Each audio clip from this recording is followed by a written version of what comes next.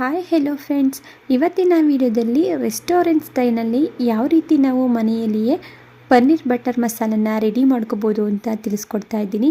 Paneer butter masala ಮಾಡೋದು ತುಂಬಾ easy. ನೀವು ರೆಸ್ಟೋರೆಂಟ್ ಹಾಗೂ ಹೋಟೆಲ್ಗಳಲ್ಲಿ ತಿಂದಿರ್ತೀರಲ್ಲ, ಸೇಮ್ ಅದೇ ಟೇಸ್ಟ್ ಇರುತ್ತೆ. ಬನ್ನಿ ಯಾವ ರೀತಿ ಈಸಿಯಾಗಿ ಪನ್ನೀರ್ ಬಟರ್ ಮಸಾಲನ ಮಾಡೋದು ಅಂತ ನೋಡ್ಕೊಳ್ಳೋಣ. ಅದಕ್ಕೂ ಮುಂಚೆ ಯಾರೆಲ್ಲ ಹೊಸದಾಗಿ ನನ್ನ ಚಾನಲ್ನ ನೋಡ್ತಾ ಇದ್ದೀರಾ, ದಯವಿಟ್ಟು ಚಾನಲ್ನ ಸಬ್ಸ್ಕ್ರೈಬ್ ಮಾಡ್ಕೊಂಡು ನೋಡಿ. ಪನ್ನೀರ್ ಬಟರ್ ಮಸಾಲನ ಮಾಡೋದಕ್ಕೆ ನಾನಿಲ್ಲಿ ಮೊದಲು ಒಂದು ಬಾಣಲಿಗೆ 2 ಸ್ಪೂನ್ನಷ್ಟು ಎಣ್ಣೆ ಹಾಗೆ 2 ಸ್ಪೂನ್ನಷ್ಟು ನಾನಿಲ್ಲಿ ಎಣ್ಣೆನ ಸೇರಿಸ್ಕೊಳ್ತಾ ಇದ್ದೀನಿ. ಬೆಣ್ಣೆ ಕಂಪ್ಲೀಟಾಗಿ ಕರಗಿದ ನಂತರ ಇದಕ್ಕೆ 2 ಏಲಕ್ಕಿ, 5 ಲವಂಗ ಹಾಗೆ ಸ್ಲೈಸ್ ಆಗಿ ಕಟ್ ಮಾಡ್ಕೊಂಡಿರುವಂತಹ 2 ಈರುಳ್ಳಿನ ಸೇರಿಸ್ಕೊಳ್ತಾ ಇದ್ದೀನಿ. ಈರುಳ್ಳಿ ಜೊತೆಗೆ ನಾನಿಲ್ಲಿ 1 ಗೆಡ್ಡೆಯಷ್ಟು ಬೆಳ್ಳುಳ್ಳಿ ಹಾಗೂ 1 ಇಂಚಷ್ಟು ಶುಂಠಿನ ಸೇರಿಸ್ಕೊಂಡು ಈರುಳ್ಳಿ ಸಾಫ್ಟಾಗಿ ಕಲರ್ ಚೇಂಜ್ ಆಗೋವರೆಗೂ ಇದನ್ನು ಫ್ರೈ ಮಾಡ್ಕೊಳ್ತಾ ಇದ್ದೀನಿ. ಈಗ ಈರುಳ್ಳಿ ಕೂಡ ಕಲರ್ ಚೇಂಜ್ ಆಗಿ ಸಾಫ್ಟ್ ಆಗಿದೆ. ನಂತರ ನಾನು ಇದಕ್ಕೆ ಸ್ಲೈಸ್ ಆಗಿ ಕಟ್ ಮಾಡ್ಕೊಂಡಿರುವಂತಹ 3 ಟೊಮೆಟೊ ಹಣ್ಣು ಹಾಗೆ 10ರಿಂದ 12 ಗೋಡಂಬಿನ ಸೇರಿಸ್ಕೊಂಡು ಟೊಮೊಟೊ ಸಾಫ್ಟ್ ಆಗೋವರೆಗೂ ಇದನ್ನು ಒಂದು ಪ್ಲೇಟನ್ನು ಕ್ಲೋಸ್ ಮಾಡಿ ಮಧ್ಯದಲ್ಲಿ ತಿವಿಸ್ಕೊಳ್ತಾ ಬೇಯಿಸ್ಕೊಳ್ತಾ ಇದ್ದೀನಿ. ನೀವೇ ಇಲ್ಲಿ ನೋಡ್ಬೋದು, ಟೊಮೊಟೊ ಕೂಡ ಈಗ ಸಾಫ್ಟ್ ಆಗಿದೆ. ಟೊಮೊಟೊ ಕಂಪ್ಲೀಟಾಗಿ ಸಾಫ್ಟ್ ಆಗೋವರೆಗೂ ಇದನ್ನು ಫ್ರೈ ಮಾಡ್ಕೋಬೇಕಾಗುತ್ತೆ. ಟೊಮೊಟೊ ಕೂಡ ಬೆಂದು ಈಗ ಸಾಫ್ಟ್ ಆಗಿದೆ. ಈಗ ಗ್ಯಾಸ್ ಸ್ಟವ್ನ ಆಫ್ ಮಾಡಿಕೊಂಡು ಇದನ್ನು ಕಂಪ್ಲೀಟಾಗಿ ತಣ್ಣಗಾಗಲಿಕ್ಕೆ ಬಿಟ್ಟು ನಂತರ ಒಂದು ಮಿಕ್ಸರ್ ಜಾರ್ಗೆ ಸೇರಿಸ್ಕೊಂಡು ಇದಕ್ಕೆ ಸ್ವಲ್ಪ ನೀರನ್ನು ಸೇರಿಸ್ಕೊಂಡು ಇದನ್ನು ಕ್ರೀಮ್ ರೀತಿ ತುಂಬಾ ನೈಸಾಗಿ ಪೇಸ್ಟ್ ಮಾಡ್ಕೋಬೇಕಾಗುತ್ತೆ. ನೋಡಿ ಈ ರೀತಿ.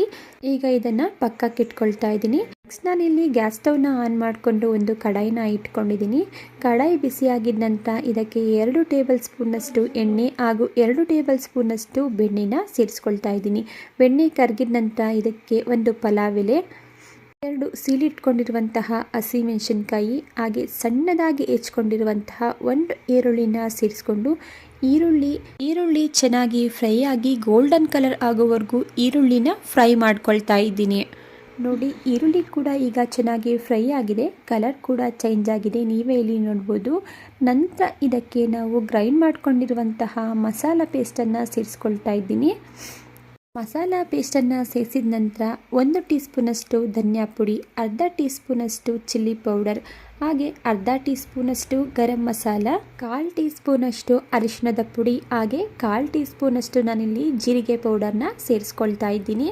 ಡ್ರೈ ಮಸಾಲ ಇಂಗ್ರೀಡಿಯೆಂಟ್ಸ್ನ ಸೇರಿಸಿದ ನಂತರ ನಾನಿಲ್ಲಿ ರುಚಿಗೆ ತಕ್ಕಷ್ಟು ಉಪ್ಪನ್ನು ಸೇರಿಸ್ಕೊಂಡು ಮಸಾಲೆ ಜೊತೆ ಈ ಡ್ರೈ ಮಸಾಲ ಇಂಗ್ರೀಡಿಯೆಂಟ್ಸ್ ಎಲ್ಲ ಚೆನ್ನಾಗಿ ಹೊಂದ್ಕೊಳ್ಳೋ ರೀತಿ ಮಿಕ್ಸ್ ಮಾಡ್ಕೊಳ್ತಾ ಇದ್ದೀನಿ. ಮಿಕ್ಸ್ ಮಾಡಿದ ನಂತರ ಒಂದು ಪ್ಲೇಟನ್ನು ಕ್ಲೋಸ್ ಮಾಡಿ ಗ್ರೇವಿ ಚೆನ್ನಾಗಿ ಬೆಂದು ಎಣ್ಣೆ ಬಿಡೋವರೆಗೂ ಇದನ್ನು ಒಂದು ಪ್ಲೇಟನ್ನು ಕ್ಲೋಸ್ ಮಾಡಿ ಮಧ್ಯದಲ್ಲಿ ತಿರುಗಿಸ್ಕೊಳ್ತಾ ಬೇಯಿಸ್ಕೊಳ್ತಾ ಇದ್ದೀನಿ. ನೀವೇ ಇಲ್ಲಿ ನೋಡ್ಬೋದು, ಗ್ರೇವಿ ಕೂಡ ಚೆನ್ನಾಗಿ ಬೆಂದಿದೆ, ಎಣ್ಣೆ ಕೂಡ ರಿಲೀಸ್ ಆಗ್ತಿದೆ. ಈ ಟೈಮಲ್ಲಿ ನಾನು 2 ಟೇಬಲ್ ಸ್ಪೂನಷ್ಟು ಅಮೂಲ್ ಫ್ರೆಶ್ ಕ್ರೀಮ್ನ ಸೇರಿಸ್ಕೊಳ್ತಾ ಇದ್ದೀನಿ. ಯಾವ ಕ್ರೀಮ್ ಬೇಕಾದರೂ ಸೇರಿಸ್ಕೋಬೋದು. ಕ್ರೀಮ್ನ ಸೇರಿಸಿದ ನಂತರ ಒಂದು 2ರಿಂದ 3 ನಿಮಿಷ ಚೆನ್ನಾಗಿ ಮಿಕ್ಸ್ ಮಾಡಿಕೊಂಡು ನಂತರ ನಾನಿಲ್ಲಿ ಮಸಾಲೆನ ರುಬ್ಕೊಂಡಿರುವಂತಹ ಮಿಕ್ಸರ್ ಜಾರ್ಗೆ 1 ಕಪ್ನಷ್ಟು ನೀರನ್ನು ಸೇರಿಸ್ಕೊಂಡು ಇದನ್ನು ಈಗ ಗ್ರೇವಿಗೆ ಸೇರಿಸ್ಕೊಂಡು ಮಿಕ್ಸ್ ಮಾಡ್ಕೊಳ್ತಾ ಇದ್ದೀನಿ.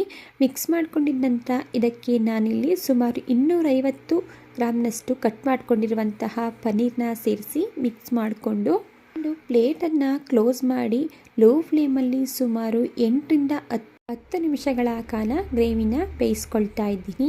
ನಂತರ ಇದಕ್ಕೆ ಒಂದು ಅರ್ಧ ಟೀ ಸ್ಪೂನ್ನಷ್ಟು ಕಸೂರಿ ಮೆಂತ್ಯನ ಕೈಯಿಂದ ಕ್ರಷ್ ಮಾಡಿ ಸೇರಿಸ್ಕೊಳ್ತಾ ಇದ್ದೀನಿ. ಹಾಗೆ ಸಣ್ಣದಾಗಿ ಕಟ್ ಮಾಡ್ಕೊಂಡಿರುವಂತಹ ಸ್ವಲ್ಪ ಕೊತ್ತಂಬರಿ ಸೊಪ್ಪನ್ನ ಸೇರಿಸ್ಕೊಂಡು ಮಿಕ್ಸ್ ಮಾಡಿಕೊಂಡು ಗ್ಯಾಸ್ ಸ್ಟವ್ನ ಆಫ್ ಮಾಡಿಕೊಂಡ್ರೆ ರೆಸ್ಟೋರೆಂಟ್ ಸ್ಟೈಲ್ನಲ್ಲಿ ಮಾಡುವಂತಹ ಪನ್ನೀರ್ ಬಟರ್ ಮಸಾಲ ಈಸಿಯಾಗಿ ಮನೆಯಲ್ಲಿ ರೆಡಿ ಆಯಿತು. ಇವಾಗ ರೆಡಿಯಾಗಿರುವಂತಹ ಪನ್ನೀರ್ ಬಟರ್ ಮಸಾಲನ ನಾನಲ್ಲಿ ಚಪಾತಿ ಜೊತೆ ಸರ್ವ್ ಮಾಡ್ಕೊಳ್ತಾ ಇದ್ದೀನಿ. ಟೇಸ್ಟಲ್ಲಿ ಯಾವುದೇ ರೀತಿಯ ಕಾಂಪ್ರಮೈಸ್ ಇರೋದಿಲ್ಲ. ಒಮ್ಮೆ ನೀವು ಈ ರೆಸಿಪಿನ ಟ್ರೈ ಮಾಡಿ ನೋಡಿ.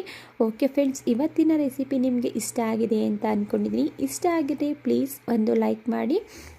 ಹಾಗೆ ಇದೇ ರೀತಿ ಸಿಂಪಲ್ ಹಾಗೂ ಟೇಸ್ಟಿ ರೆಸಿಪಿಗಳಿಗಾಗಿ ನೀವು ಮಾಡಬೇಕಾಗಿರೋದು ಇಷ್ಟೇ, ದಯವಿಟ್ಟು ಚಾನಲ್ನ ಸಬ್ಸ್ಕ್ರೈಬ್ ಮಾಡ್ಕೊಂಡು ನೋಡಿ. ಈ ರೆಸಿಪಿ ನಿಮಗೆ ಇಷ್ಟ ಆಗಿದ್ರೆ ಮನೆಯಲ್ಲಿ ಒಂದ್ಸಲ ಟ್ರೈ ಮಾಡೋದನ್ನು ಮರಿಬೇಡಿ.